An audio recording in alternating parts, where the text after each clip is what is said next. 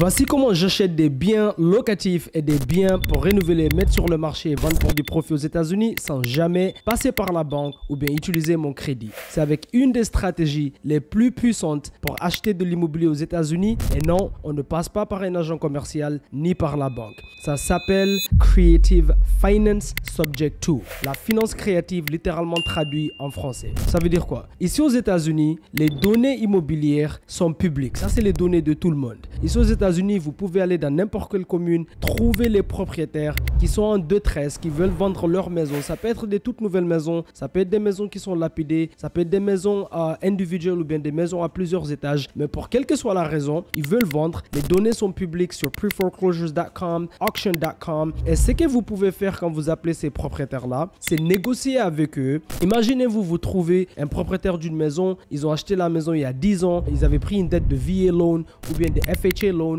Toutes mes Airbnb sont comme cela, d'accord? Et maintenant, ils veulent vendre la maison et ils doivent encore de l'argent à leurs banques respectives. Si vous apprenez à négocier comme moi, vous pouvez les convaincre de laisser la dette qu'ils ont pris à 10 ans, 15 ans, 20 ans, 5 ans, peu importe, à 2%, 3% sur leur nom et leur crédit, de laisser ça en place et vous achetez la maison, vous transférez le titre de la maison sur votre compagnie, si vous créez une compagnie ou bien votre nom personnel. Donc la maison vous appartient à vous, mais la dette reste sur place au nom du vendeur. Donc au nom du propriétaire, vous continuez juste à faire les paiements mensuels. D'accord? Et après, quand vous avez le contrôle de la maison, vous décidez ce que vous voulez en faire. Vous gardez en tant que bien locatif, vous déménagez dedans, vous renouvelez la maison, vous la mettez sur le marché et vous la revendez pour du profit. Ça, c'est vous qui choisissez. Et cette stratégie aux États-Unis s'appelle Subject to. Donc c'est acheter une maison avec l'option Subject to. Bien sûr, il faut savoir l'expliquer aux propriétaires, expliquer comment ils sont protégés puisque la dette reste sur leur crédit. Mais c'est une stratégie qui est même beaucoup plus vieille que la constitution américaine. Ça vient de l'Angleterre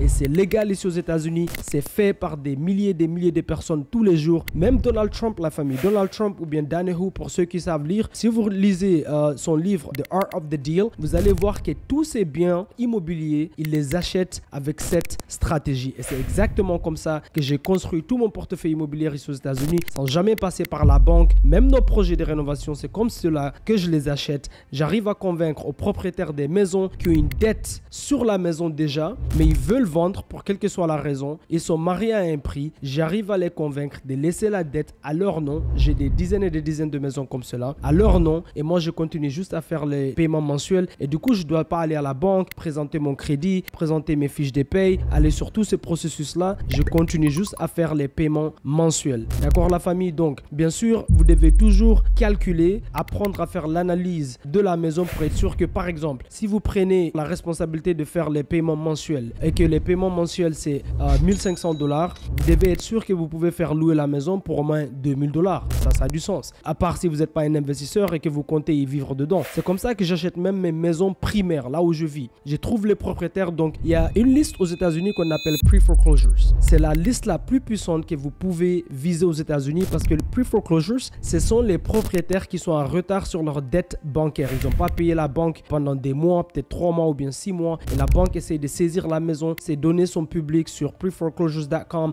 auction.com. Vous pouvez appeler ces propriétaires dans la commune où vous voulez déménager ou bien les communes où vous voulez investir et arriver à les convaincre de laisser ces dettes-là à leur nom. Vous achetez la maison, vous leur donnez un peu de cash. Il y a des maisons où on donne les propriétaires $5000. Il y a des maisons où on leur donne $25 000. Tout dépend bien sûr de la liquidité qu'ils ont. La liquidité, c'est quoi sur une maison? C'est la différence entre la dette et ce que la maison elle vaut une fois que vous voulez la vendre. D'accord? Donc la valeur de la maison sur le marché, la différence entre la valeur de la maison et la dette. Mais en règle générale, une fois que vous faites cela, vous prenez la maison, vous en faites ce que vous voulez. Donc si c'est une maison que vous aimez, eh bien vous pouvez littéralement déménager dedans. Donc à chaque fois que je déménage dans n'importe quel état, la première chose que je fais, c'est que je vais dans la commune sur mon ordinateur, je tire cette liste-là. Comme ici à Georgia par exemple, toutes les maisons le premier mardi de tous les mois, c'est là que les banques ramènent les maisons à la vente aux enchères. Donc ils saisissent les maisons. On essaye toujours d'attraper les propriétaires avant que cela arrive. On arrive à stopper cela et on arrive à les convaincre sur des toutes nouvelles maisons qui vaut 500 000, 800 000, peu importe. Il n'y a pas de prix. Cette stratégie fonctionne sur toutes sortes de maisons. D'accord? Donc, si vous voulez apprendre comment expliquer cette stratégie, comment négocier ce genre de stratégie, comment analyser ce genre de stratégie, abonnez-vous ici. J'ai fait plein de vidéos où je vous montre cela. J'ai aussi une communauté absolument privée où j'apprends des étudiants comment négocier ce genre de maison la famille. Et je vous vois sur la prochaine vidéo. Aimez la vidéo, laissez un commentaire et dites-moi si vous avez tiré quelconque bénéfice sur cette vidéo ici. Et je vous vois à la prochaine vidéo. Boum boum boum.